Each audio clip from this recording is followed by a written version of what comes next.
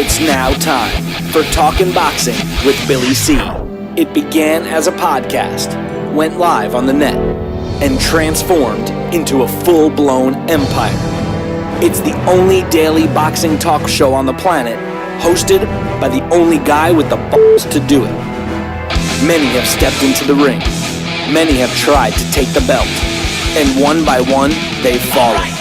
Another victim of the undisputed heavyweight champion of boxing talk radio. Talkin' Boxing with Billy C is on now. My style is impetuous, my defense is impregnable, and I'm just ferocious. I want your heart.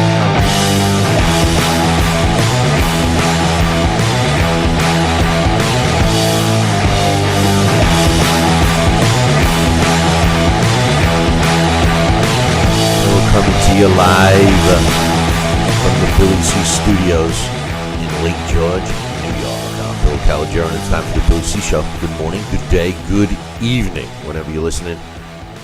Glad to have you with us today. Whether it's morning, day, or night for you, whether it's today or yesterday or tomorrow, whenever you're watching or listening, what's up, man? Today's show is being brought to us in part by Sal's Neighborhood Pizzeria and Italian Restaurant, located on beautiful St. Simon's Island in Georgia. Check out his website, www.salsneighborhoodpizzeria.com. You can see the menu up there, and you can begin to drool. I'm starting to drool because I'm going to be there soon. They better start stocking up. All I can say is Sal's Restaurant better stock up because I'm starting to fast now, so I can save up and get up a mighty hunger when I go down there. Give them a call, 912-268-2328, 912-268-2328, Sal's Neighborhood Pizzeria and Italian Restaurant. Like I said, website, salsneighborhoodpizzeria.com. Today's show is also being brought to us in part by our next Billy C Boxing Get-Together, which is going to be in St. Simon's next week. That's right. We're doing a McGregor-Mayweather fight weekend, and it's going to be both Friday and Saturday. Join Sal and myself, as well as former world champions Bobby Ches, Marlon Starling, Mike Weaver. Hang out with us. And, I almost forgot. Sal Rocky Senecola is going to be doing a workout, a live workout that he's actually training for right now with renowned trainer from Tampa, Florida, Sherman Henson. So make sure you make your plans. We are going to have a meet and greet, which is going to include some food for you and a cash bar, and get to meet everybody, hang out, watch the workout. Then we're going to give you a showing of our new series, Billy C's Boxing Revisited.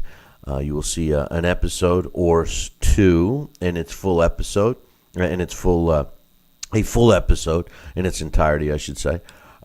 Before we release them to the networks, which will be coming out this fall. Then, on Saturday, prior to the big fight, we will be doing a little golf outing. And we'll be all hanging out at Sal's. We'll watch the fight and have some fun. So make sure you make your plans now. You can go to cpalms.com, call up and tell them you want the Billy C Boxing Special. Or just visit our website, billycboxing.com. and click on the CPalms banner. And finally, today's show is being brought to us in part by my book, Tom Molyneux, From Bondage to Baddest Man on the Planet, is available right now where all good books are sold. And you can get a copy right now while you're watching or listening to the show just by visiting Amazon.com or BarnesandNoble.com. Find out why I'm so adamant about telling Tom Molyneux's story. It's a true story, and you guys should know about this guy. He's a part of boxing history. He's a part of Black American history, and he's a part of American history. He's a historical guy. Read the book.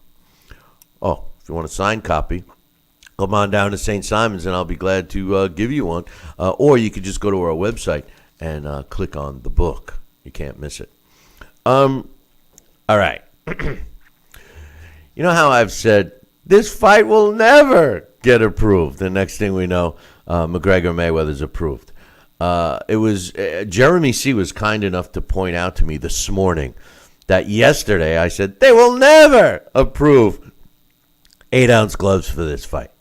Well, guess what? Shortly after our show, the Nevada State Athletic Commission approved 8-ounce gloves for Floyd Mayweather versus Conor McGregor. I think this just goes to show you that Bob Bennett and the rest of the Nevada State Athletic Commission are a bunch of spineless, gutless pigs that don't care about anything except the money that can be generated for the commission for this fight. Now, the issue here that I have is simple. It is a safety issue, and it's a rules issue. And the rules are the rules. They're put in place. You know, I don't agree with all the rules that are put in place, not only in boxing, but in life. But you know what? Once a rule is put in place, we're supposed to follow them. If you break the rules, you have repercussions from it in some way, shape, or form. You guys know how I feel about Dan Raphael. You know, we all know that he just cannot pass a donut shop or a buffet line. And I've also said that he doesn't know much about the sport of boxing. He's a great writer. But I will tell you this. Get ready, boys and girls. Sit down. Because I'm going to read a quote from Dan Raphael right now that I agree with. And it says, "Why does the Nevada State Athletic Commission have rules if they're willing to change them for one fight and allow Floyd Mayweather and Conor McGregor to box with 8-ounce gloves when the rule is clearly 10-ounce gloves for a 154-pound weight class the fight is taking place in? The commission claims that the rules were put in place as a matter of safety, and the Association of Ringside Physicians, a leading group of medical professionals dedicated to the health and safety of boxers and mixed martial artists, wrote the commission a letter saying that the rules should not be waived. Yet, the commission changed the rule for no apparent reason. What's next? Allowing glass-coated gloves, or for the fighters to be allowed to use chairs, as in WWE style? I've been very critical of Dan Raphael in the past, but I fully agree with his statement here, and I think it's ludicrous that the commission would do this. Joining me right now, all the way from beautiful St. Simon's Island, which we talked a little before we went on air, and I told him what we were going to do, and he was all ready to say what he was wanting to say, and I said, not so fast, Sal, because you got to listen to the quote first. Now that Sal is with us, and you heard the quote, go ahead, Sal. What's your thoughts on this? I just don't understand. I think what they're going to probably wind up doing in about 5 years, I think we're going to have virtual boxing matches. I think they're going to tape fighters training and doing shadow boxing and maybe hitting the mitts. And I think they're going to feed it into Alex Perpali's computer, little boxing machine. And I think they're going to have a decision or a fight take place in this little virtual room of computer or cyber world. And that's going to be the victor. It's bad. It's bad. You know, I'll tell you. I got to start gambling in Nevada. This way, the rules could change. If I lose, I'll win. I don't know. It's bizarre. It really is. I cannot believe it. I mean, it reminded me, Bill, when we tried to go in front of the athletic department and the boxing commissioner in Atlanta, so I can get my professional boxing license back in the state of Georgia. And they said, well, Mr. Senecola, you passed all your health exams. You have this, you have that. You had a good record. We see the tapes. You're in good shape. However, there's a rule on the books that says we cannot issue a professional boxing license to any fighter applying over the age of 50 if they have not had at least 10 fights over the last 10 years, 4 of which needed to be professional fights. And they said, have you had at least 4 professional fights over the last 10 years? I said, well, if you give me 5 minutes, I'll go in the hall. I'll call my cousin Vinny. He could probably manufacture those fights. I'll have them fully documented, but you got to give me time. No, actually, I said, no, sir, I cannot. They said, well, the rules are we cannot issue you the license. I said, well, can I change the rule? He said, yes. I said, can I do it by next month? He said, no. So I guess rules were made to be broken. It's just a matter of going through the process and the right people to get them revisited and changed. Hey. Don't be using revisited. That's our show, man. That's our show. What is it with you? You like to just give shit away. I mean, I just don't. Okay. I don't get it with you. I was just revisiting. I just revisited my coffee on the first break. Hey, that's a nice mug you got there. I tell you, what a good-looking mug. That's what she said. There you go. But listen, all kidding aside, yes. I was very critical of Bob Bennett. I issued him an open letter. I emailed it. I mailed it. He refused to respond to me personally. However, he did seem to address all the questions in an article that was written and posted on another website. And my main question was based, and the reason why I wrote the letter was based on a statement that he made during a fight, which he looked like a fool because he's going, he clearly, said that the punch was a legal punch, and we're all watching the replay, and it clearly was hit before the bell, and we're all watching the replay, hearing the bell ding, and then all of a sudden, bam, the punch. It's like, no, I think you misunderstood the guys in the truck. But he goes, listen, our number one priority here at the Nevada State Athletic Commission is fighter safety, and since he made that comment, he's approved the fight. He's not only approved the fight, but now has switched the gloves. This fight is being contested at 154 pounds. So therefore, the rule, which is pretty much in all commissions, is anything at that weight or above must wear 10-ounce gloves. Now, there are cases where you're fighting a smaller weight class, say 147 or 140, and the fighters choose to fight with larger gloves as long as both sides agree to that. I've promoted fights where we did just that because we didn't have enough 8-ounce gloves, and the fighters agreed, and the commission has no problem going up. It's the going down problem. And the Nevada State Athletic Commission, Spineless, Gutless Bob Bennett, who's the director, along with the rest of his cronies, unanimously approved this. Now, the issue here, I understand that from a sales pitch, and this whole thing is a snake. It's a snake salesman anyway, But the truth of the matter is if you want to look at this technically, this does not. Floyd Mayweather has been adamant about how he's going to go toe to toe with this guy. It's going to end in a knockout. It's going to do all this stuff. We all don't think it's going to happen. Floyd Mayweather has been lying to us for a decade. But let's assume it does happen. Let's assume that Floyd Mayweather has been lying all these years, but today he's telling the truth, similar to what Bob Arum says. Let's just assume that for a minute, okay? This is not an advantage for Floyd Mayweather. Floyd Mayweather has those weak, girly little hands that he's allowed to shoot up with steroids. We all know that. You guys know that, right? He is allowed to put steroid ointments and shots in his hands to prevent breakage, whereas in most cases they don't allow other fighters to do it. He's also allowed to have IVs to clean himself out before they test him the night before. No other fighters allowed to do that. Oh yeah, no, he's got all. I didn't know all this. He's got all special treatment. But putting all of that aside, this does not seem to be in Floyd's best interest to go to this size glove. It just doesn't. If he's trying to prove that he can do all these things, I think it's more that they're trying to get interest because there's been a lack of interest. They still have several thousand tickets available for the live gate. The pre-sale for the closed circuit at the other casinos have been horrendous. They are not selling.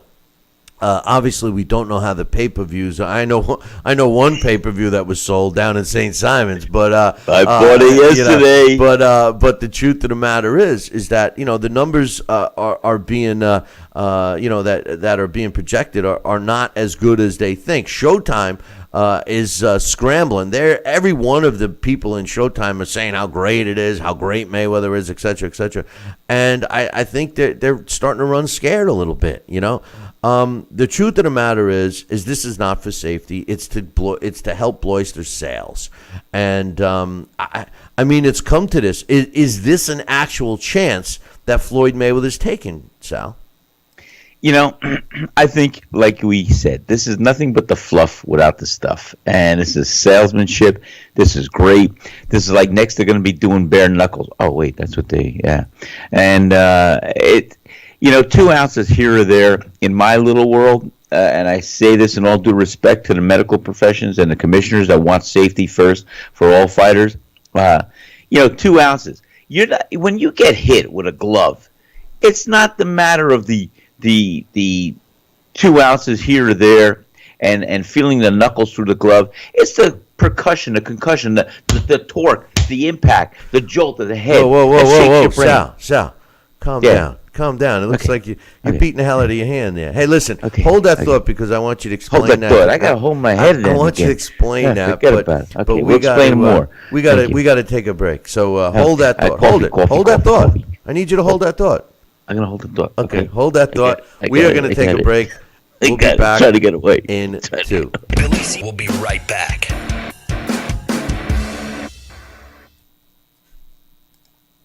Endless pools are an incredible alternative to traditional pools, making it easy and inexpensive to swim at home. Exercise year-round against a smooth current set to your desired pace and temperature.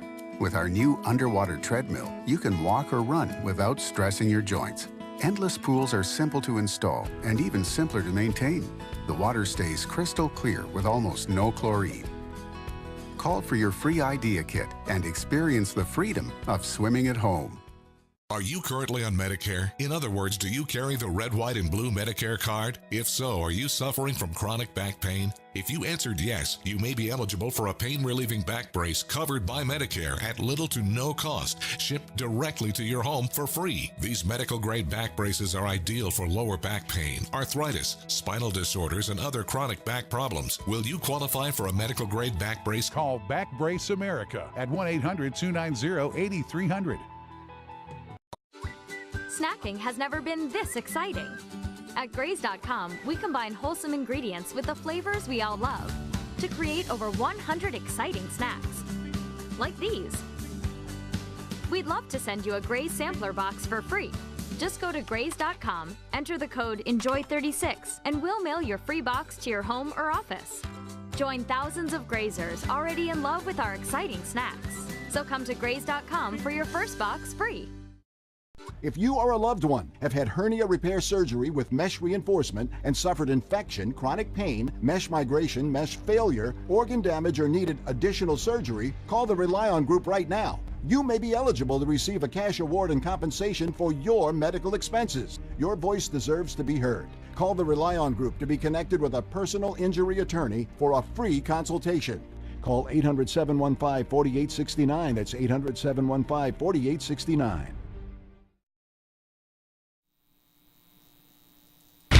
Check out BillyCBoxing.com now, or feel the wrath of the mighty mustache. Oh, that hurts! Why are you doing that to my face? I hate you. That's BillyCBoxing.com. Consider this your warning. Now back to Billy C. Interact with the show at BillyCBoxing.com.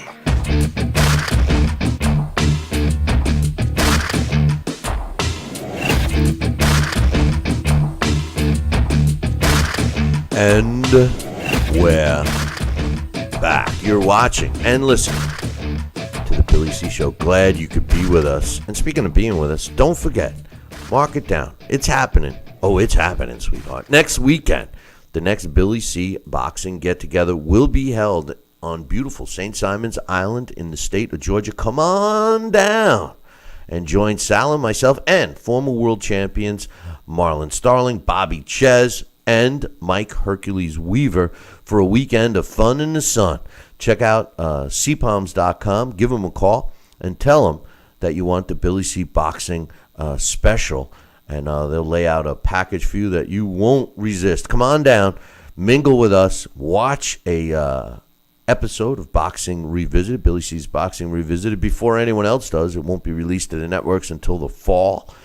So check that out. Come on out. Watch Sal work out with trainer Sherman Henson out of Tampa. Trust me, you'll have a great time. So we want you to be there. So sign up today and come on down next weekend.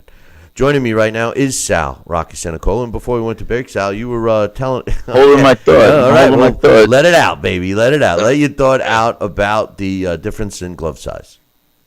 Okay, great. 2 ounces in my little world, like I said, doesn't mean much of anything. Because even though I could see the intent of where they're thinking a little more padding, unless they want to hit you with a pillow and have a freaking pillow fight. 2 ounces, I don't think is that much of a difference in the actual blow, the trauma, the head. When you get hit, it's the torque, the snap of the neck, the shaking of your head from the force, the momentum, the weight, the punch, the fist, not the smack, so much of the glove, but the thud that jolts your head and shakes your brain against your skull. That's where the trauma occurs. What about the safety for the hands? Is there any difference there? That's a good point. I'll tell you what. And I thought about that. Going into that fight I had down in Memphis, Tennessee, I told you I kept the gloves. They gave me 12-ounce gloves. They gave this guy 8-ounce gloves. And they gave me soaking wet 12-ounce gloves. And that's all they had. They gloved me in the ring. I was so upset. What commission was this? Bugs Bunny commission? I mean, come on. This was the Memphis, Tennessee. Oh, Tennessee. Say no more. This was forget about it. I was in this guy's backyard. I was undefeated. This guy was a contender. He was supposed to be a rising guy. And I went in there. And it was a 10-round unanimous decision. That was my big fight, the bloodbath war. You can see it on the internet against Robert Choo Choo Dixon. It was a war. The minutes they were like 3.5 minute rounds. It was a wacky night. But I had 4 cuts, 2 perforated eardrums, a separated retina. The doctor wanted to stop the fight 3 times. I begged him not to, and I won. I beat the guy in his hometown, and that was good. And I was sutured up that night, and that's where that doctor told me the story that changed my career. But the bottom line is this: whether you're fighting 8-ounce, 10-ounce, 12-ounce, I don't think the blow of the force that causes damage to the head is that significantly less than trauma than what your brain's going to have an impact between an 8-ounce glove or a 10-ounce glove. And that's where the damage occurs, when you snap the neck or snap the head and a jolt and the brain bounces off the skull. So with that being said, okay, maybe they're still trying to minimize anything and are taking any precautionary rules and regulations, and that's why we fight with 10-ounce gloves over a weight class of 154 pounds. So I don't know. Like I said, unless they want to put Alex Perpali in the time machine of the boxing model and have virtual fights, there's always danger. There's always danger. This is boxing. This is what going into the sport. You could be carried out of the ring. You may never wake up. You have damage that can occur after one fight. This is the realities of this sport. And if you understand the realities of what you want to take part in, then you know what?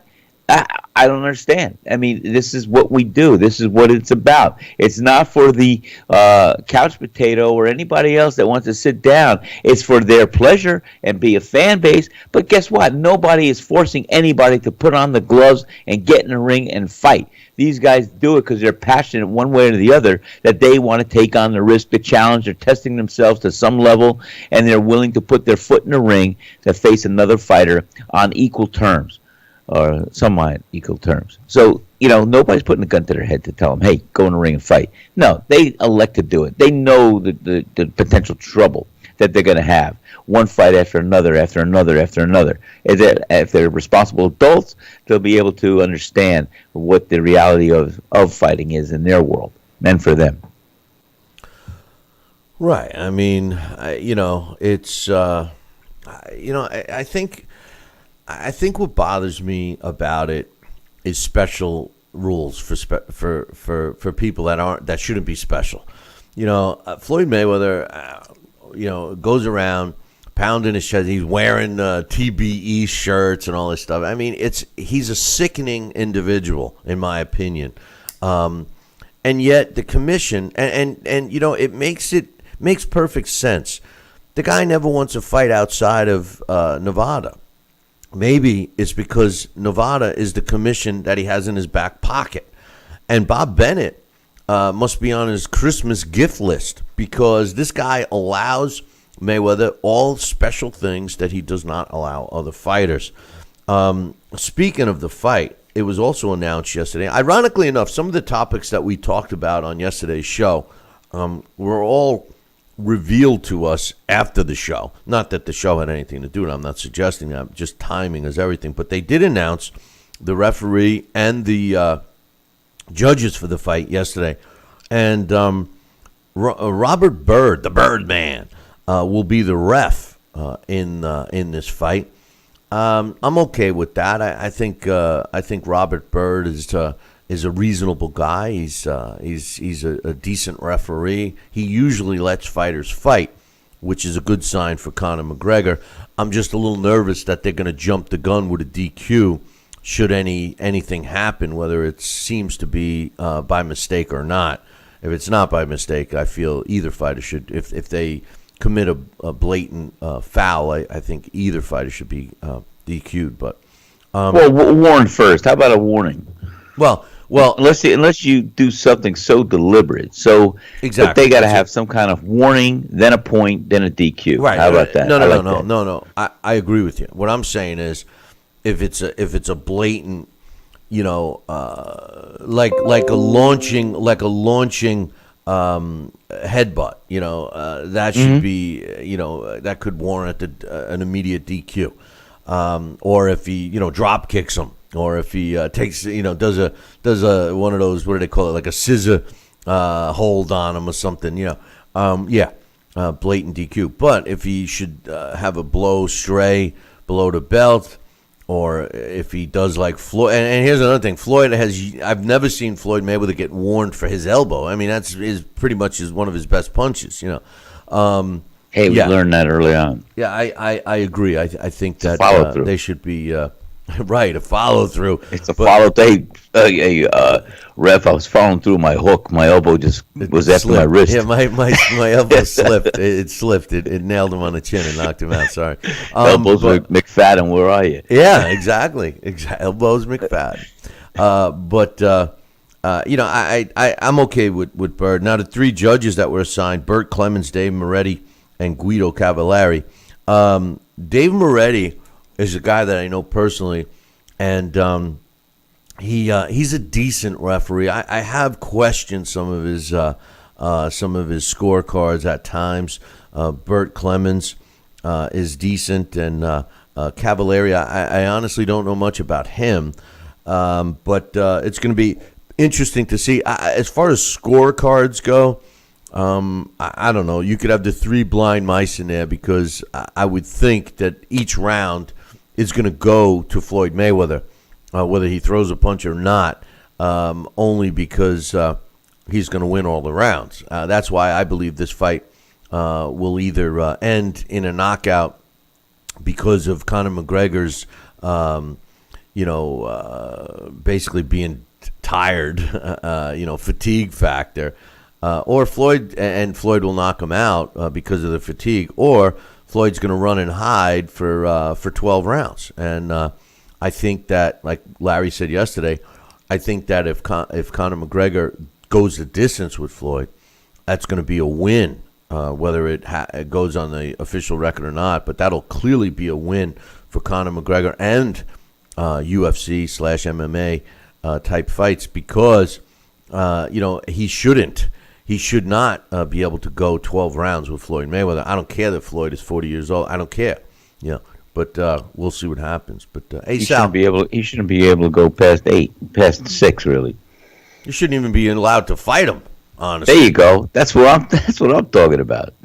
I mean, he shouldn't. The fight shouldn't have been approved. It's not a real fight. Listen, you would not believe how many MMA. I'm being. I'm ready to shave my mustache off. I would normally just get glasses. How do I get it off the cup? Well, I would normally just get glasses and a mustache to hide myself, but I already have the glasses and the mustache mask on. So I was thinking about exactly what you're showing. Well, you were showing. Show it again now that the camera's on you. Yeah, that's me. He took a shot of me. He took a shot at me, but whoa, he's taking a cheap shot at me now. But the truth is, I'm thinking of shaving my mustache just to go in disguise, because the truth of the matter is, I'm being harassed by all these MMA fans, and with the announcement that I had to find out while on the road yesterday. I was on the road, and I find out that the announcement of the gloves, all of a sudden my phone starts blowing up, and I got MMA people calling me and texting me going, "Oh, now what do you think, Billy C? Who's going to win now?" And I'm like, Floyd is going to win. It's still not changing. 2 ounces ain't going to make a difference. No, but what may happen, even though the Nevada State Athletic Commission allows Floyd to get shots in his hands, which Coach just made an interesting point in the chat room. There's been a long time people have been assuming, nobody has ever proven it yet, assuming that Floyd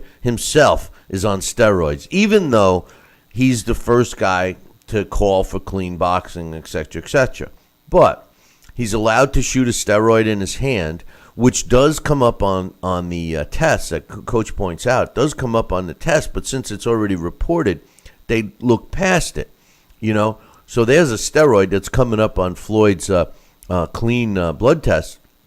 And then the other issue is they also allow him these IVs the night before the fight, which would also clean out a system. So, I don't understand why they give him this special treatment, and that kind of makes me sick. Oops. Sal, why didn't you tell me? We're over our limit. Listen, we're going to take a short break here, and when we come back, we're going to open up the phone lines, even if it means disconnecting Sal for a minute. So if you got a comment on this 8-ounce glove situation, give me a call right now. What's the number? 845-228-8710. I think that's the number. Billy C will be right back.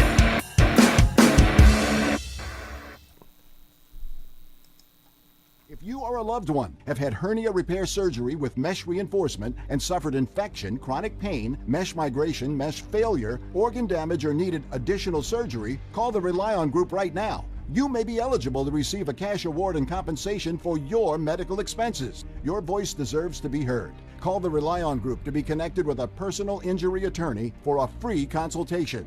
Call 800-715-4869. That's 800-715-4869. Snacking has never been this exciting. At Graze.com, we combine wholesome ingredients with the flavors we all love to create over 100 exciting snacks. Like these. We'd love to send you a Graze sampler box for free. Just go to Graze.com, enter the code ENJOY36, and we'll mail your free box to your home or office. Join thousands of Grazers already in love with our exciting snacks. So come to Graze.com for your first box free. Endless pools are an incredible alternative to traditional pools, making it easy and inexpensive to swim at home. Exercise year-round against a smooth current set to your desired pace and temperature. With our new underwater treadmill, you can walk or run without stressing your joints. Endless pools are simple to install and even simpler to maintain. The water stays crystal clear with almost no chlorine. Call for your free idea kit and experience the freedom of swimming at home. Are you currently on Medicare? In other words, do you carry the red, white, and blue Medicare card? If so, are you suffering from chronic back pain? If you answered yes, you may be eligible for a pain-relieving back brace covered by Medicare at little to no cost, shipped directly to your home for free. These medical-grade back braces are ideal for lower back pain, arthritis, spinal disorders, and other chronic back problems. Will you qualify for a medical-grade back brace? Call Back Brace America at 1-800-290-8300.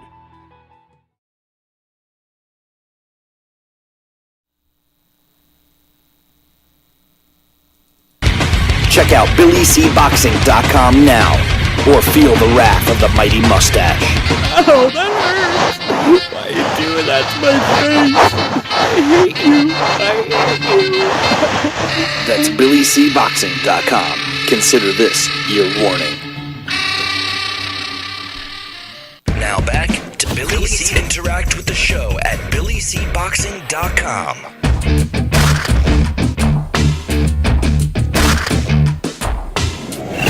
And we're back. You're watching and listening to the Billy C. Show. Glad you could be with us. Don't forget to join us down in St. Simon's Island or up in St. Simon's Island, depending upon where you coming from, next weekend for the McGregor-Mayweather fight. Sal and I will be joined by former world champions Bobby Ches, Marlon Starling, Mike Hercules Weaver, and renowned trainer out of Tampa, Florida, Sherman Henson. We will be doing 2 days worth of activities down there, having a great time. And you guys should come on down and join, especially if you wanted to get a copy of my book, because I might give a few out. Sal's going to be maybe giving out some T-shirts. I don't know, man. We're going to make it fun in the sun. Make sure you join us. Go to cpalms.com and give them a shout. Tell them you want the Billy C. boxing specials. They have a couple of packages available. We're going to play some golf, too, so I'm not very good. So I give you a heads up. You don't want me on your team. But anyway, make sure you come on down. You could also get to the CPOMs by visiting our website, BillyCBoxing.com, and clicking on the CPOMs. Got any thoughts on the glove change for McGregor-Mayweather? Give us a call, 845-228-8710. Even if we have to kick Sal to the curb to take your call, we'll do that. But speaking of Sal, what do you think, man? Speaking of Sal, we seem to have lost my man Sal, so I'm going to have to get back to him.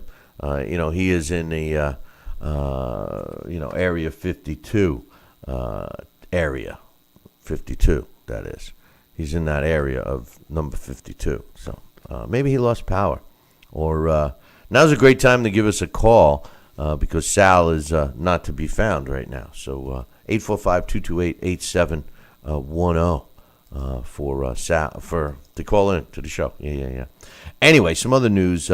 In a fight that's going to be taking place as part of the World Boxing Super Series, they announced that tickets are available for, and normally you never hear me promote ticket sales, but I love the World Boxing Super Series so much that I want to try to help them in any way we can. So the tickets for the first World Boxing Super Series, which will take place in the Cruiserweight division on September 23rd in Texas, go on sale today.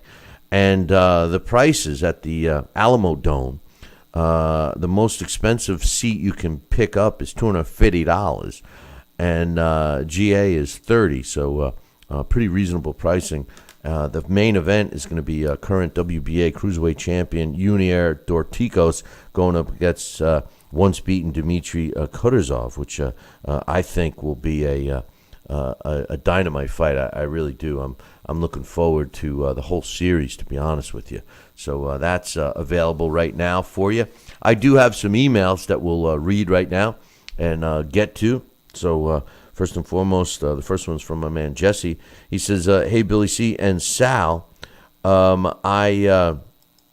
said that I read that Jorge Lara against Jojo Diaz is on the Triple G Canelo card. This should be a good fight. Lara is aggressive and lands hard shots, while Diaz is a counterpuncher with volume. The winner probably moves on to bigger, better fights." I like the fight. We'll see what happens with that one. I agree. I mean, Diaz, Lara's already, I think, a proven fighter, and Jojo Diaz has been carefully moved and might very well be ready for some bigger, better things. So yeah, I agree with you on that one, Jess. He says, "Hey Billy, I saw the Jimmy Kimmel show, and Floyd was on there, and he said he was going to take the fight to Conor. He said he is moving forward. He says, I can see that." This is Jesse. He says, "I can see that, considering Floyd isn't facing another boxer." He says, "Jimmy said he wanted to bet on the fight, and Floyd says, whatever you bet, if you don't win it, I'll give you back." Floyd also said this fight will not go 12 rounds. To me, this is all propaganda. I can't see Floyd Mayweather. I'm sorry, but I can't see Floyd Mayweather going into this fight and all of a sudden changing his style, it doesn't make sense. And, if you want to give Floyd credit for being smart and, all his cronies always tell me, oh, he's so defensive, you can't hit him. Well, it's hard to hit. Unless you're Plastic Man, it's hard to hit him when he's running around the ring. So it's hard for me to believe that Floyd is going to take it to Conor McGregor, considering Conor McGregor is physically a bigger guy. And he's also, I'm assuming Floyd's not on steroids. Maybe he is. Maybe it's affecting his mind. But, Conor's generally a bigger guy. I would assume that he hits harder than Floyd. Floyd really can't knock anybody out, with a power punch. He's got hand speed and accumulation will knock someone out. I just don't see Floyd going right after Conor. If you want to look at this fight in any way, shape, or form as being competitive, well, the only way that it can be competitive is if Floyd does what he does, which is feel out his opponent in Conor McGregor, make Conor come at him, show him what he's got for the first few rounds, and then if he's going to go move in for the kill, I could see that happening. But aside from that, I don't see much else. I don't see Floyd coming after him mano a mano, because that's not in Floyd's best interest. That's actually in Conor's best interest. So, and it won't go 12 rounds. I don't think it will go 12 rounds. I said it wouldn't in the beginning, and I predict a Floyd Mayweather knockout, but not from his power. I believe that it's gonna come more from fatigue on Conor McGregor's part. Now, I could be totally wrong. And Conor McGregor is ready to take the world by storm if he should win this fight. So we'll see what happens. I don't know what else to tell you. Jesse, he says, I saw the Neary versus Yamanaka fight, and Yamanaka lacks defense, so he also didn't counterpunch like he normally does. Well, you were right on that, Jesse. You had said, that you thought that Neary was going to win by knockout, and you were right. You were a little off with the fact of which round you chose, but you were right. So congratulations on that. He says Billy Conor is a counter puncher and leans back, then he throws his punch. He says, I think Alex mentioned this on the show before. He throws occasionally a punch when his opponent is throwing his punch. He's not a volume puncher, or does not smother his opponents. I'd be lying if I said I've seen Conor McGregor fight before, because I never have. I've seen him spar and stuff like that, but I don't know what his style is. Everyone tells me he's a stand-up guy. But this is interesting, because if Conor McGregor uses his stand-up and boxing ability as a counterpuncher, he's in there arguably one of the best counterpunchers in the game. And I can't see Conor McGregor out-countering Floyd Mayweather.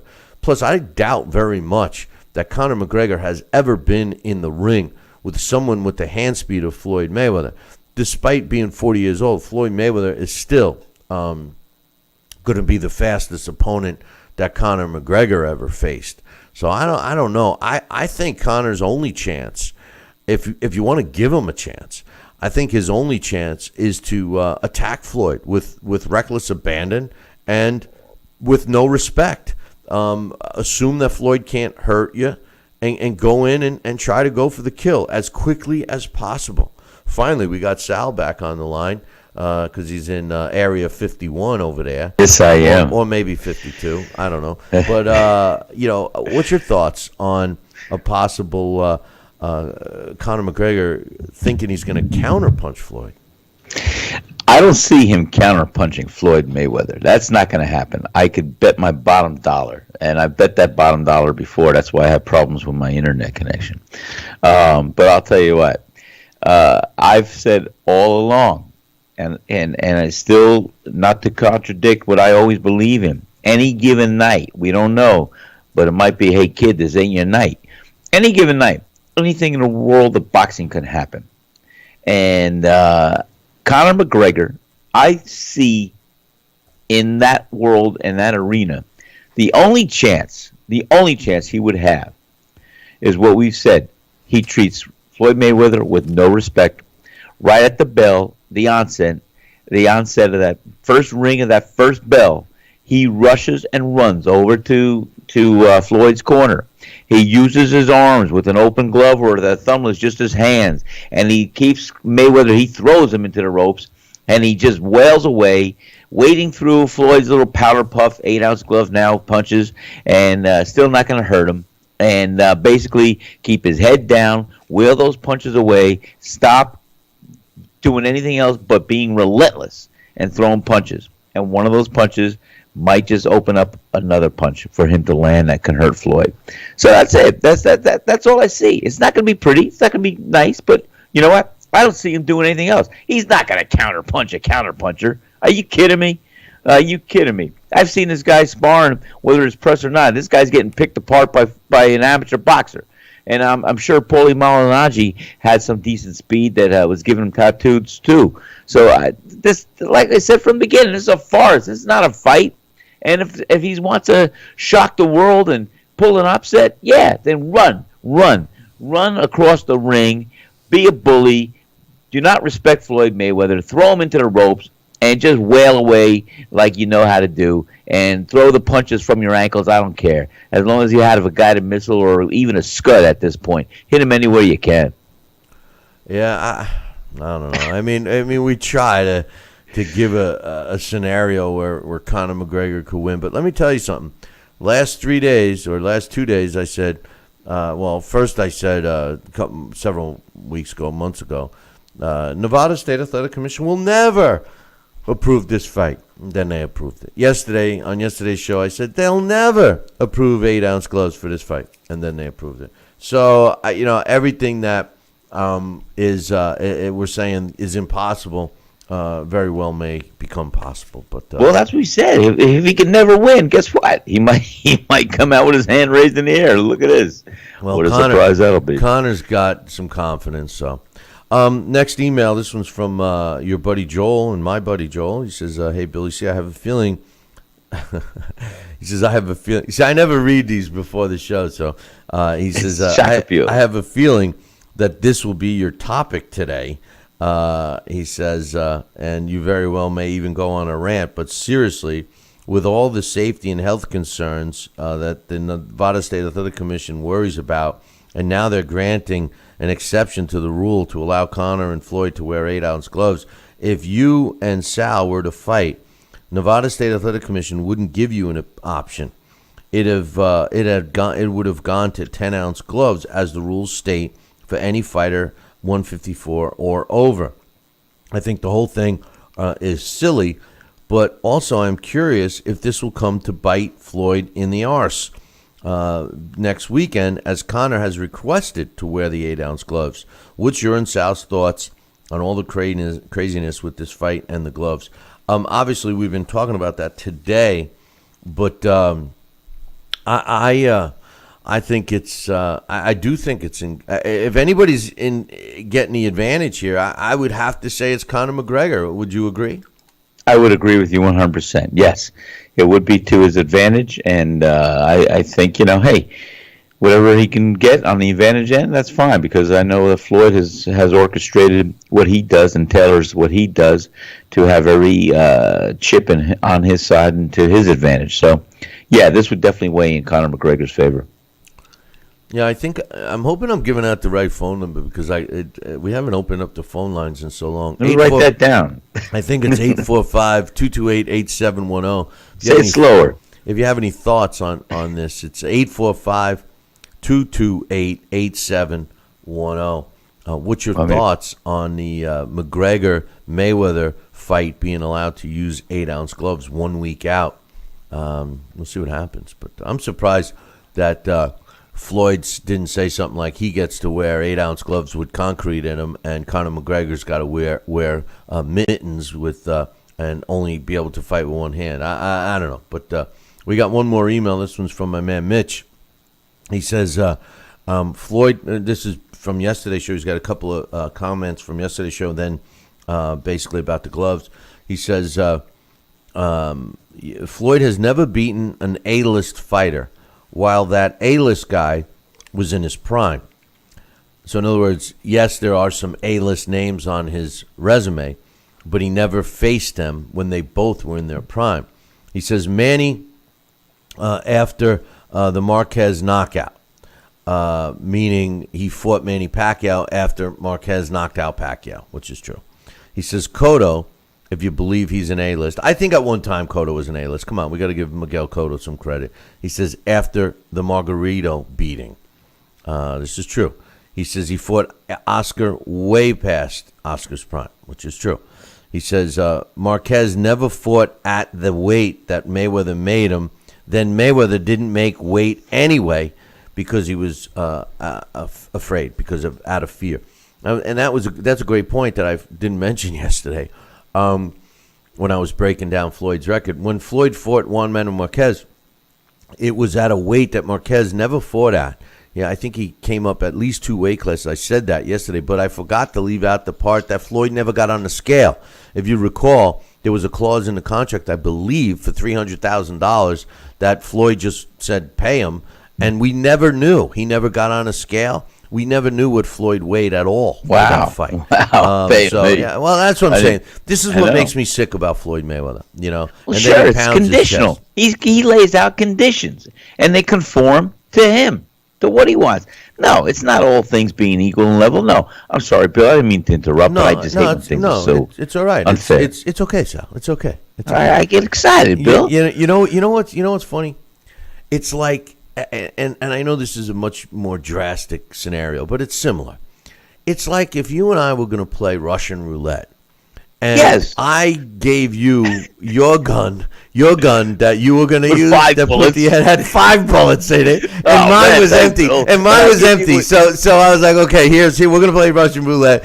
Here's your gun. You got to use this one, and I'm going to use this one. Okay, I'll go first. You know, and I have an empty gun, and you got 5 bullets in yours. You know, so that's what it is. That's what it is. You know, but, that's a great analogy. You know, it's similar. Reminds me of Deer Hunter. Yeah, exactly, Deer Hunter. Yeah. Oh God. Anyway, it was a rough move. He says Judah was never an A-list fighter, but even if you put him on the A-list, Mayweather fought him after he came off his loss against Baldomir. This is true. He says Corley was never an A-list fighter, but he also came off after a loss. So back-to-back fights against Corley and Judah, both of these fighters coming off losses in their previous fights. You know, that's funny.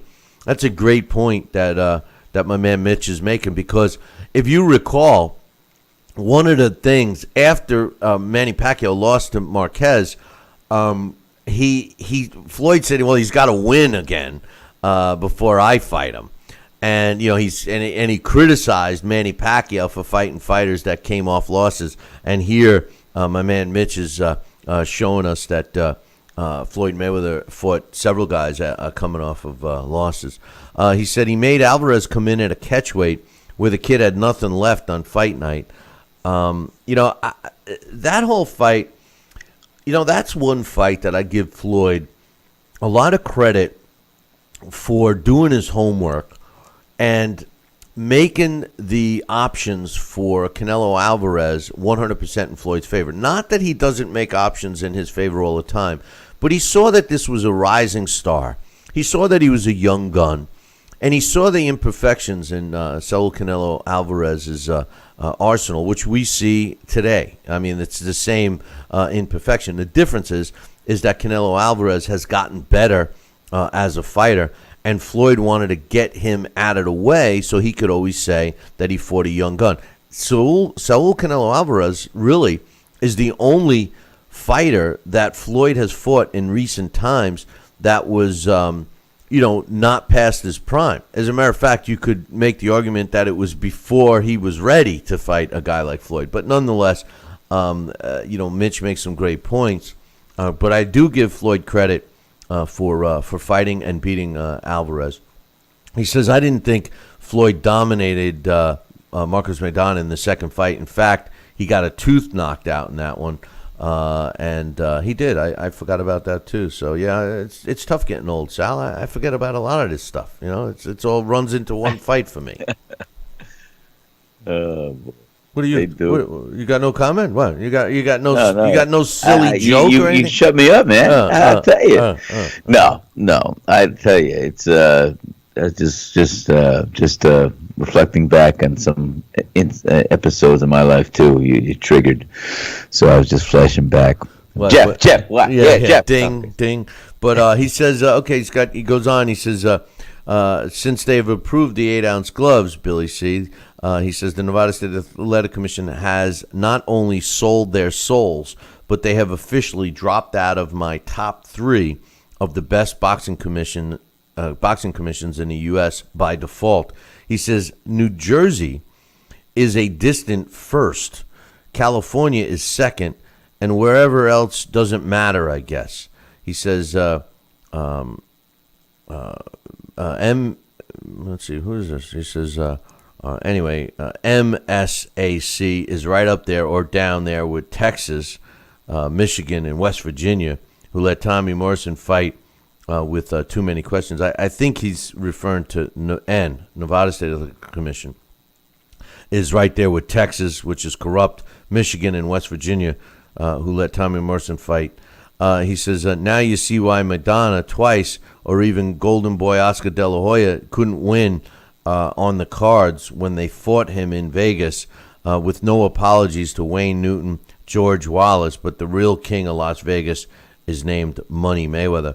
And don't forget Elvis. But, listen, a lot of people criticize New York, but I think they're in the top 3 athletic commissions. And I, too, had Nevada up there. But I do agree with Mitch, Sal, that the Nevada State Athletic Commission clearly has lost any respect that I had for them, going further into this fight. I lost a lot of respect with them for approving this fight as a real fight. I have no problem with this fight as an exhibition. I've said it all along. But as a real fight, I've really lost respect. But now with the glove change, especially when, they supposedly have all of the medical proof that it's safer, which, we could make an argument for to begin with. And don't get me wrong, I'm not so much against the fact that 154-pounders or even 160-pounders shouldn't be allowed to wear 8-ounce gloves. My issue here is the fact that they made a rules change for Floyd Mayweather. That's my hang-up. I think everybody, especially in the sport of boxing, but all combat sports, should all be on an even playing field, Sal. Oh, come on. I believe that. And you are 100% correct. And, that's why the whole credibility issue, you and I were discussing this months ago, that we wouldn't be having this discussion today, a week before the fight, because we did not believe in our heart of hearts that the Nevada State Athletic Commissioner was going to approve of this fight taking place next week. No way could we have ever predicted that. But then again, we're talking about integrity, we're talking about laws, we're talking about rules, we're talking about things that, may not be all on the up and up. The earlier comment, too, New Jersey, let me tell you about it.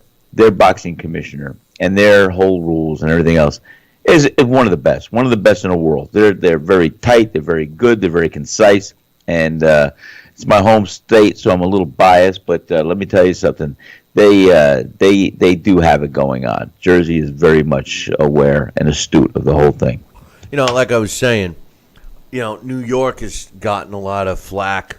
Yeah. And and most of the thing, and me, I was a licensed promoter in the state of New York, and it was very difficult to do shows as a promoter, especially a guy like me with no money. And their rules are very strict. Now they've gotten a black eye, no pun intended, over the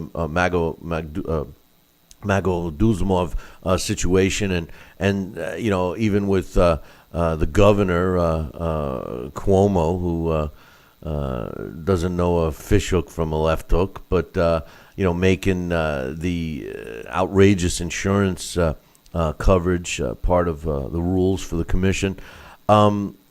Even putting all of that aside, the commission is strict, and it's good. It is good for the fighters. Some of the negatives is because some of the other commissions don't require the same medicals.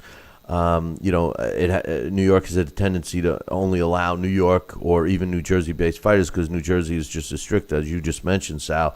But you got to mention them as a good commission. I think the safety of the fighters actually goes too far. If you're watching a fight in New York nowadays, you see doctors examining fighters in between every round, and I mean they go overboard a little bit. But better safe than sorry.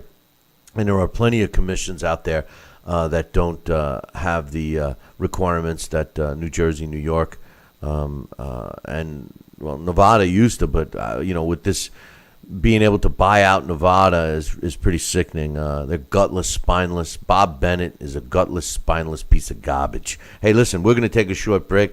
Nothing personal, Bob. Hey, we're going to take a short break, and when we come back, I got some more news. But here comes a but. We got some more news to talk about, so don't go anywhere.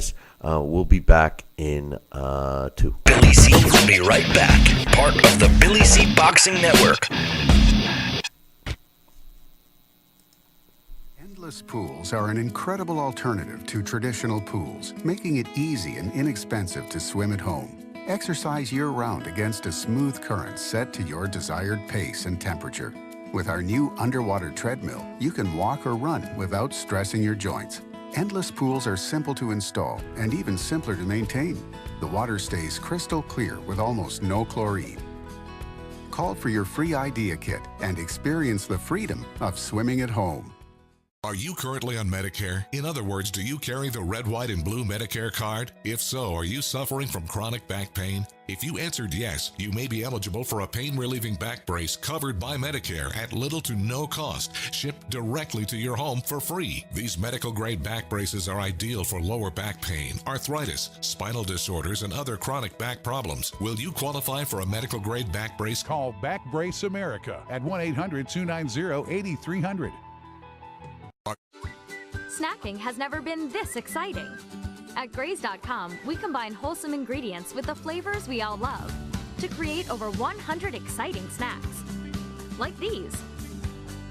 We'd love to send you a Graze sampler box for free. Just go to Graze.com, enter the code ENJOY36, and we'll mail your free box to your home or office. Join thousands of Grazers already in love with our exciting snacks. So come to Graze.com for your first box free. Tell me, Kenny, how is it you rub my belly so fine with that secret rub of yours? And don't even tell me what you're gonna do next. I love you, Kenny Bear. Tell me, Kenny baby, what you gonna do next? Kenny Bear's home for the barbecue rub and seasoning. Grab a bottle today.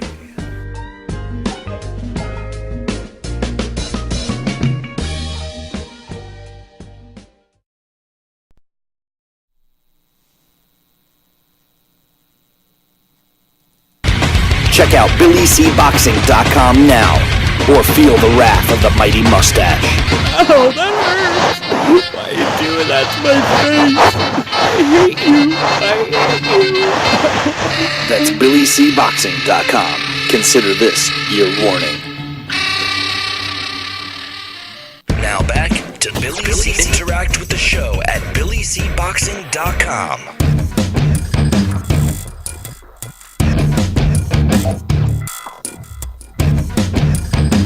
And we're back. You're watching and listening to Billy C. Show. Glad you could be with us one more time. I hope you could be with us next weekend for the McGregor-Mayweather fight. We're holding a Billy C. get-together down in St. Simon's Island. Come on down. Join Sal and myself, along with former world champions Bobby Ches, Mike Hercules Weaver, and my man Marlon Starling.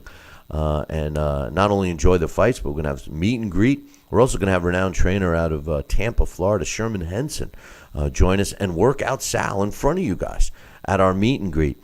in addition to meeting the fighters and hanging out and having some food and a cash bar available, we also are going to be giving you a full view of one of our episodes, at least, maybe even two if time permits, of our new series, Billy C's Boxing Revisited, which will be released on the networks for the fall season. So make sure you come on down. We're also going to have a golf outing. We're going to be trucking over to Sal's Neighborhood Pizzeria, eating his food, watching the fights. Great time for all. So pack up the family truckster and come on down. Visit cpalms.com. Call them and tell them you want information on the Billy C Boxing event packages, or just visit our website, billycboxing.com, and click on the CPOM's banner. A lot of good stuff going on there, and I'm really looking forward to it. Sal, how about you? Oh, come on, Bill. I'm so excited. I cannot believe this is going to be great. You know, I love these guys coming down and visit us, and just to have, I've been talking about it. Our friends at the pizzeria, everybody's excited about this. There's a good buzz going on, and we're excited. We are so excited to have this event, and right in my backyard. It's so incredible. I can't wait. Cannot wait. I was talking to Bobby yesterday. I said, Bobby, you're coming all the way down here to have another New Jersey pizza. And I said, do you remember the last time we had pizza together? And I told the story here right on the air. It was right before we both fought in Ice World. I was a co-feature. I was Bobby's co-feature. And we were both a little heavy over the scale. And we just finished training in one of Duva's gyms on Squirrelwood Road in West Patterson, above a sausage factory. And we sparred and had a good time, and then we went out for a little pizza at his buddy's place, John's Pizza. And I'm saying, Billy, I'm saying, hey, listen, I'm still overweight, and you are too. That's when he gave me a little bit of a suggestion to look at these Lasix that I think are banned right now. But anyway, that's the last time we had pizza together. So yes, we are excited to do that. I have Sal's Neighborhood Pizzeria pizza as an appetizer. I throw down a pie, and then I start eating all the other good stuff that he has. But especially the cannolis. Don't let me. The cannolis and the calamari. You like the calamari, don't you? I don't. I don't eat any seafood. But yeah, you know what? Not that it's not good. I just don't eat it. But you know what? The best calamari. You let me leave last time without having a cannoli. You know that? I cannot believe that. How did you pull that one out? I don't know. I think I was up on a cannoli shell. I'm going to have you shell shocked. Forget about it. I think I was too busy drooling over all your beautiful waitresses you have in that place. I think I forgot about the cannolis. But anyway, we're gonna have fun, Bill. I had a couple new pizzas I added to the menu that I'm gonna make for you. And I'm telling you, we're just gonna have. I came up with this idea with we do a lobster roll sandwich. We get a lobster from Maine, and we do my family's recipe from Montauk. It's a beautiful lobster salad or lobster roll sandwich. We do that on weekends, and I have this.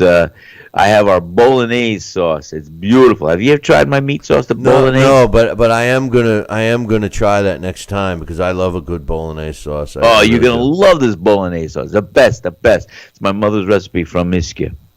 No, I'm gonna definitely try that. Maybe can you get that because I don't know if I'm gonna be down there enough. Long enough to we'll talk. I am. I'm coming down an extra day. I told you I'm starting to fast right now. But anyway, some other news I wanted to mention about the World Boxing Super Series. I promoted them a little earlier on the show about the first event that's taking place at the Alamo Dome in Texas, where to get tickets. But they also announced that a couple of decent. Better than decent fighters have been added to the World Boxing Super Series as reserves. And, we've talked about this on this show about how it seems that the American fighters have not stepped up to the plate and have taken not only the challenge to win this series against obviously the best cruiserweights and super middleweights in the world, but they also have not been willing to step up to the plate and take the risk, which bothers me since I'm an American, and most of these fighters are coming to us from outside the U.S., and it goes to show you that the mindset, the mentality of the fighters outside the U.S. are still kind of old school, at least what we call old school, Sal. And the fighters in the U.S. Are seemingly the ones that don't want to take a chance, and it's pretty disheartening. But it was announced 2 days ago that Krzysztof Glowacki, a former world champion with a record of 27-1 with 17 knockouts, and Matus Masternak, also a former, well, he was a former title challenger and a top-rated cruiserweight with a record of 39-4 with 26 knockouts, are listed as reserves in the cruiserweight quarterfinals. If they are not needed as reserve due to an injury, the fighters will actually fight on the undercards of the quarterfinals that they get assigned to. Glowacki is the reserve for the Marius Briedis versus Mike Perez quarterfinal, which is the one I can't wait to see because I want to see how good Mike Perez looks as a cruiserweight. And the WBC World Title match on September 30th. That's that fight. Masternak was named as a reserve for the Murat Gaziov versus Krzysztof Lodzarek IBF World Title fight, which has not been announced yet, the date. So if these guys do not have to step in due to an injury, they both will be on the undercards, which is more benefits for us as the boxing fans, and for you guys, especially the U.S. fans, to become more familiar with the division, because I think it's a division that we don't give enough credit to here in the States. Some news. I want to get your thoughts. Now, the other day, Sal, we were talking about Nicholas Walters, the Axeman, and how he quit. This was a guy that was regarded as one of the best in his division, and he quit against Lomachenko. Just decided to walk away, and we haven't seen him since. And he was on the rise, Sal. I mean, this was a guy that many regarded as the best. He was knocking people out. He had gotten his HBO gigs, and all of a sudden he pulled this, and he was kind of blacklisted, or at least dropped off the radar. It was announced the other day that he was making a comeback fight for Top Rank, and he was going to be on the undercard of this weekend's matchup between Terrence Crawford and Julius Indongo, the first, 4 major sanctioning body unification fight since Bernard Hopkins won it almost 10 years ago, more than 10 years ago. And it was announced that Nicholas Walters was going to take on Arturo Santos in only an 8-round fight. He has been off for a while, and as a matter of fact, his last fight was in 2015 when he was stripped of his title, and then fought Vasily Lomachenko this past November. His last title fight was 2015, and he fought Lomachenko this past November and quit. So Santos would have been the first fight since then, 8-rounder. Santos had a record of 19 wins, 8 losses, and 5 knockouts. They announced yesterday, Sal, that Nicholas Walters called Carl Moretti, who's a VP at Top Rank, and said, he said, I quote, this is Carl Moretti, Walters is off the show. He called us this morning and told us he had 101 degree temperature, and has been sick, and he can't fight. He said that he also said his whole family's been sick, and he caught it. Carl Moretti said, he did sound like a guy who was sick, so I said, get better, and we'll get you another fight later in the year. I'm not suggesting. I'm not suggesting that. I'm not suggesting that Walters was fibbing here, Sal. No, you can't suggest that. Basically, unless you're in a bubble and you take the precaution of knowing you're fighting, you're making your second chance come true, and you want to make sure there's nothing that can go wrong goes wrong, and you stay away from all the sick people in your family, and you're in camp and you're insulated, and you just have one thing in mind, is to get your second chance to come back to big time boxing and put on a showcase, and everybody's giving you an opportunity. We're in your corner, and everything's good. Yeah, you don't have any. There's no suggestion that you're pulling a forget about it. So forget about it. Well, don't forget about it. I find it, call like it is. Remember Welcome Back, Kotter. Kotter, Horseshack, Mr. Kotter, and Epstein always used to have the notes. Hey, Mr. Kotter, I don't have my homework because I lost it. My dog ate it. Signed Epstein's mother. In boxing, one of the things that kind of protect a fighter when they injure themselves, or in this case get sick, is a note from the doctor, and it puts some kind of truth or substance to the credibility. Yes, that's a better word. Credibility. Credibility to the to the situation, and whether you want to believe it or not, and whether you believe it's signed, Axeman's doctor or whatever, or if it's signed Dr. Vinny Gumbatz, whatever. As long as you have it, you could Chivago. Yeah, you could file it somewhere and have some backup data. But when you get a phone call, it's like everybody has listen. Everybody would be lying if they said they never called in sick one time for work or something and was full of molasses. You call in, everybody can do the sick voice. I'm so sick, I can't come in. Myself. I'm sorry. I really didn't mean to let you down. You know how much I love my job. I can't. I'm gonna get sick. I don't want to get everybody else. Right. Hey, there's even better. I'm thinking of my peers. I'm thinking of the peers. I don't want to get everybody else sick. And then the next day you come in. Boy, that was a 24-hour bug. Hey, you look a little tan. I had a bacon. Sunbed. It was good for my cold. But the truth of the matter is you get a guy that says he's got 101 fever. I don't know, man. Considering that he quit against Lomachenko, considering the fight before that in 2015 when he fought Miguel Mariaga, that he couldn't make weight, you're kind of thinking that the discipline is gone from Nicholas Walters. I don't know, man.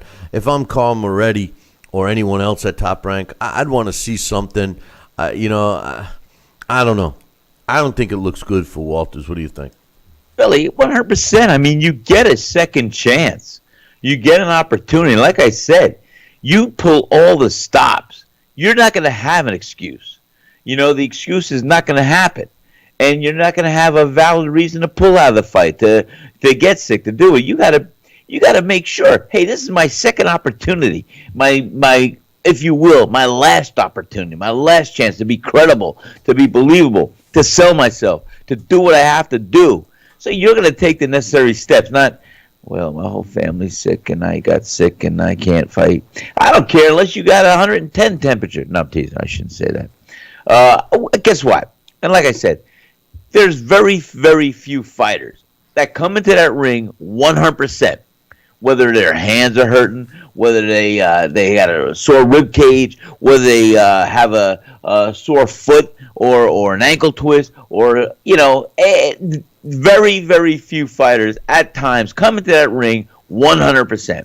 It's part of the game that goes with the territory, that you just learn how to come into the ring and do what you got to do. The show must go on, and you might be less than your 100%, but you're still full of what you got to do. You know what?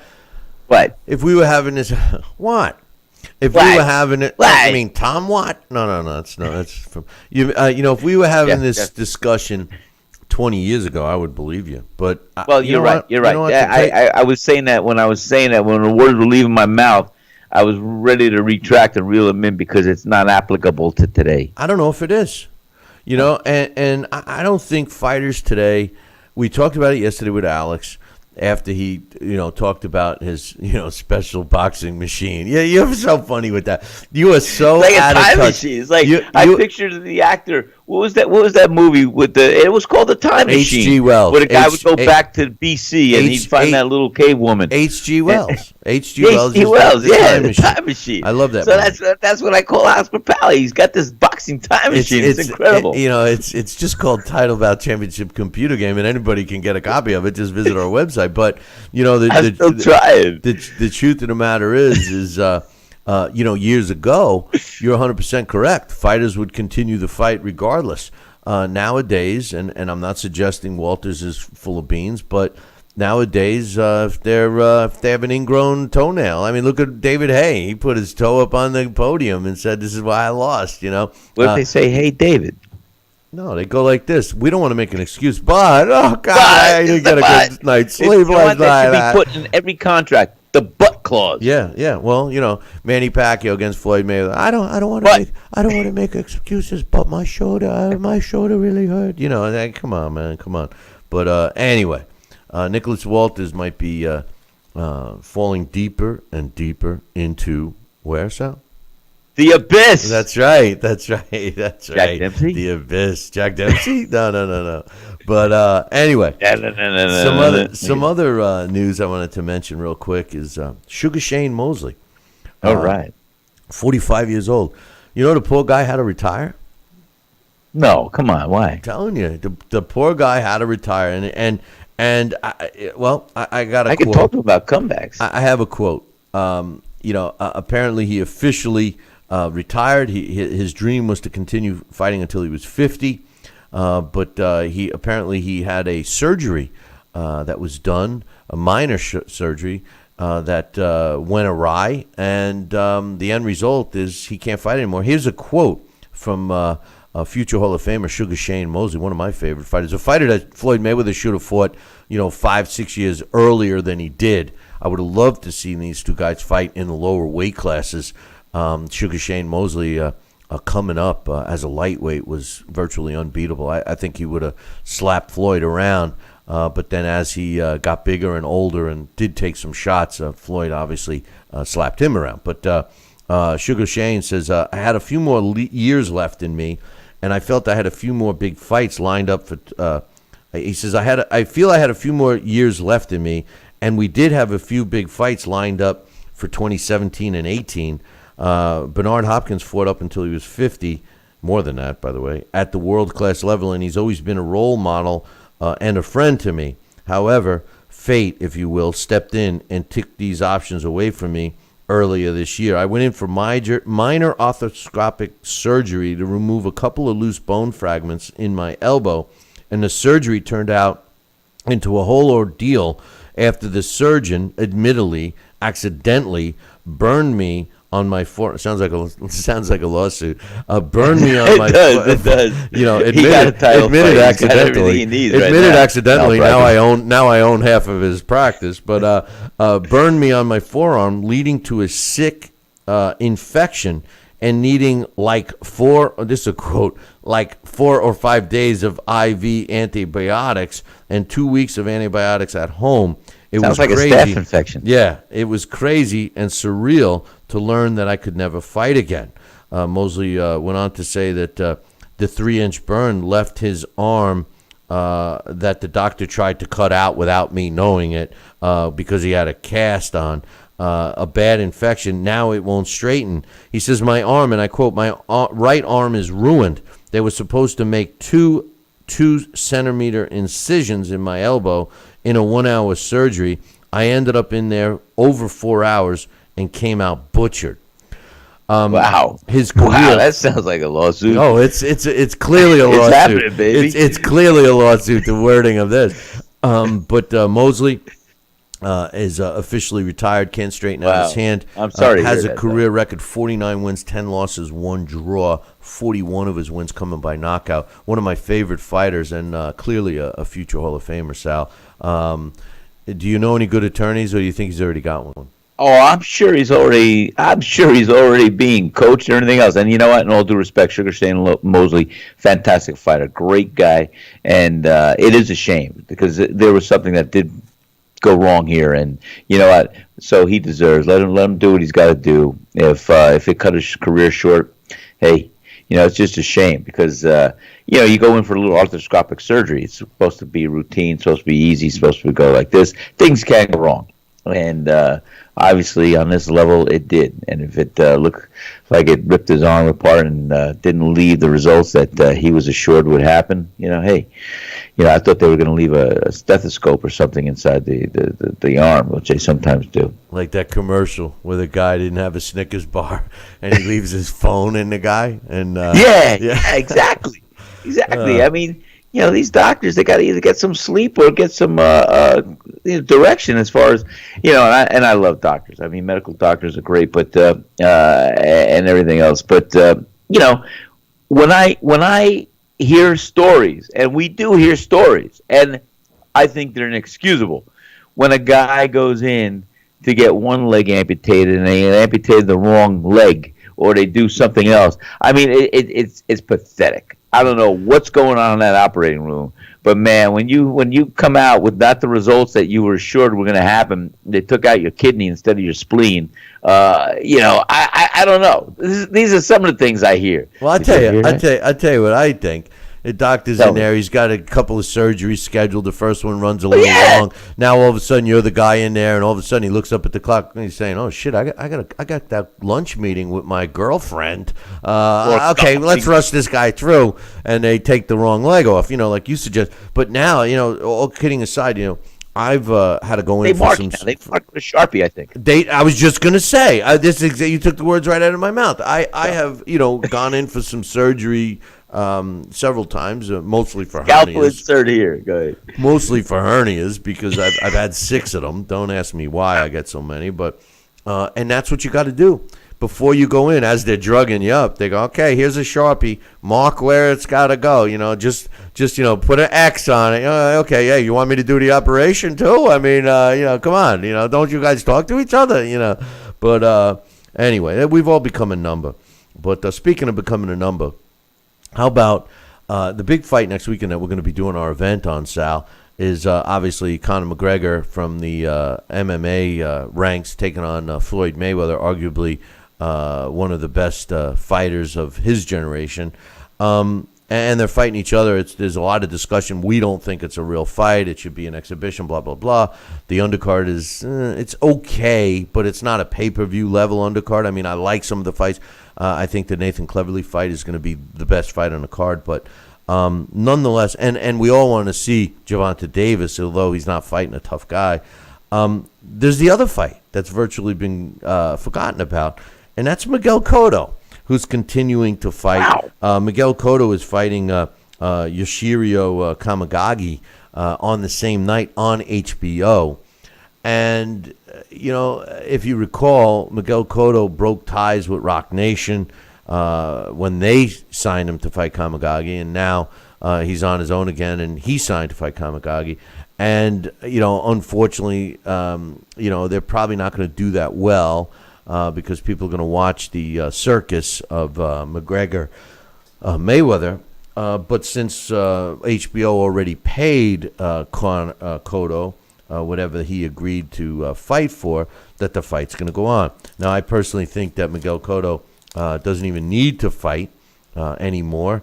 His legacy is intact, but nonetheless, he's fighting for his 41st win. His current record right now is 40 wins, 5 losses, with 33 of his wins coming by knockout. Kamagagi is 27-3 with a couple of draws and 24 knockouts. Cotto is coming into this fight after being out of the ring for almost 2 years and will make his 23rd appearance on HBO, which is pretty impressive. Wow. What bothers me, there's a couple of things that bother me about this fight. And a little note to all of our television and radio affiliates, we will not be taking a commercial break here. So sorry about that. What bothers me about this card is that the WBO is sanctioning this fight, Sal, as a world title fight for their junior middleweight world title, their vacant WBO junior middleweight world title. And they're letting Miguel Cotto fight for this. Also Kamagagi. Don't they care about, these guys and their activity? I mean, are titles become just something you purchase? I mean, what's your thoughts on a 2.5 Bill, year I'm so, it's these little end arounds and last minute things. I'm still floored with a couple of weeks ago, we were watching a fight that was supposed to be a 12-round title fight. And right before the last round, the fighters touched gloves. The referee, because it was a 10-round fight. How could it be for a title? 10-round fight. And I mean, it's bizarre. I don't know what's going on with who's making these calls and making the shots. You know what I'm talking about. We saw that together. No, I know. It's crazy. I know. It's crazy. Crazy. It's you know what? We used to make fun when we would watch the Wide World of Sports on Saturday. We used to call it the Wild World of Sports. And there are some wild things going on that do not make sense. Which way is up? Well, the issue is that, there's so many titles, so many world titles. And, it's a diluted, crop of fighters. There's so many world titleists. At least, if we're going to have to deal with these sanctioning bodies and champions and interim champions and super champions and champions in recess and champions of Muay Thai that's enough. And wannabe champions, I mean, if you have all these champions in each division, at least make these guys coming off a win, off of a top 10 guy, even if it's a top 10 guy in the own sanctioning body, 2-year layoff fighting for a title. I just don't get it. I just don't get it. But 2-year layoff. I'll tell you, I had 25-year layoff. I wonder where that would sit in. I'll tell you. So let me read a quote from Cotto. He says, a quote from Cotto. I like that. Well, this even puts it in more perspective. Yeah. Now, we all know that. I'm not going to call Floyd Mayweather a diva. Floyd Mayweather is not a diva, in my opinion. Floyd Mayweather has everything his own way. He's a smokescreen scam artist, in my opinion, but I don't think he's a diva. I think Andre Ward is the biggest diva in boxing, and I believe Miguel Cotto is second. And I want you to hear this quote from Cotto. He says, Kamagagi is the best opponent for me right now in my career. He's a warrior in the ring. When we were looking through our options, he was one of the first names that popped up. I don't really worry about what or how my opponent trains. All that matters is how well our team prepares. Freddie Roach has always been good to me, has been critical to my preparation over the years, and to our team has always enjoyed working, and our team has always enjoyed working together as a family. I'll be prepared for this fight, mentally and physically. It'll be a great fight.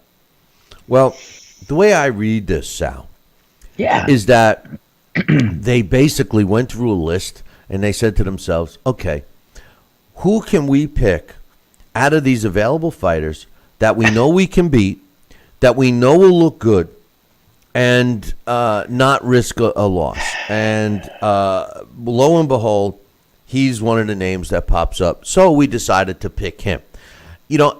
Fights now, especially big fights, have become when the so-called A side picks the B side, sort of like a lotto. I've always said when you if you get chosen by Floyd Mayweather to fight him, it's like hitting the lottery because you're going to make a big payday, etc. When did boxing become like this, where one side, presumably the A side going into the fight, gets to pick their opponent? It used to be two fighters, especially for a vacant belt, two fighters that rise to the top and earn their shot to fight each other for a title. Or in a case where you have a title holder, the number one contender who fought his way in contention to earn his shot at your title. When did it become, let's see who makes the most sense and will be the easiest fight for me so I can fight for a title? What's happened? You're up. Okay, good. Well, I think the first time I saw that happen, and listen to what I'm going to say, because no way. How do you fight for a world title fight? And you said, well, amongst my options, this was the best opponent for us to pick for a world title fight? Forget about it. But the first time it really did happen, I remember watching a movie once. I think it was Apollo Creed choosing to fight Rocky Balboa for the title. And that's the first time I saw it happen. Oh, I'm sorry. That was fiction. Oh, okay. I'm sorry. I forgot where I was. But that's where it happened. So what's happening? Is life imitating art? I guess so. No, it's like what Coach in our chat room has said for about 2 years now. Boxing has become WWE. The Conor McGregor Floyd Mayweather fight is a good example of that. Miguel Cotto fighting Kamagagi for a vacant title, even though Cotto has not been in the ring for almost 2 years. Is a good indication of that. So I mean, it's become a joke. But anyway, yes. Hey, listen.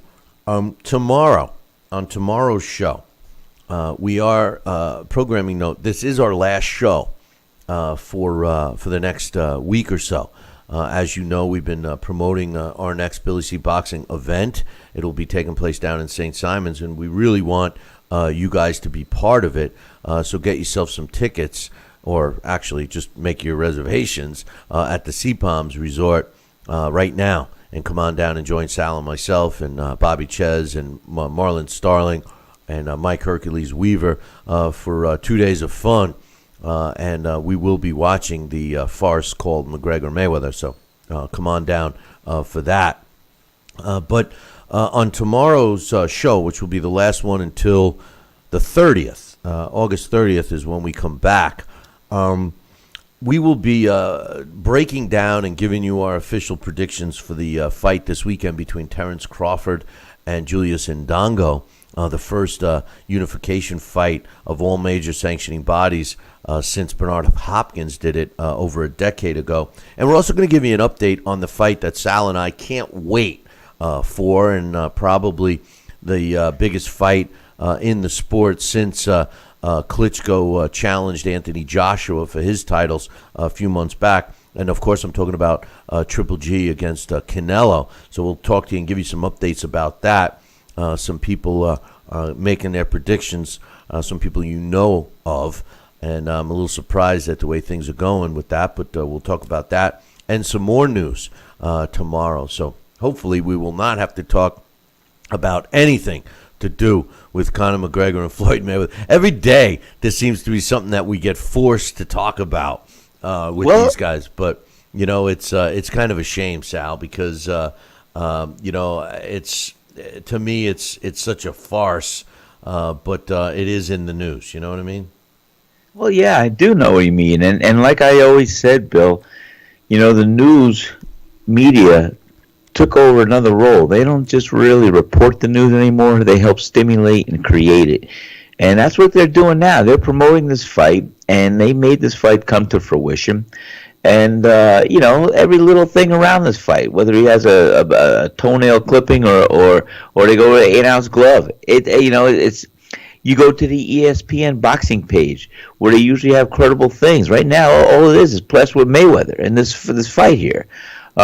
Maybe there's not other news, but worthy news. But it's just it shouldn't be that way. It should be other things going on. I agree 100%.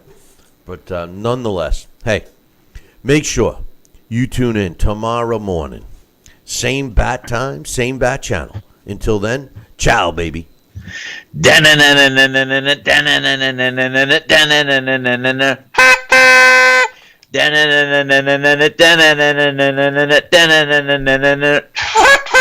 Oh boy.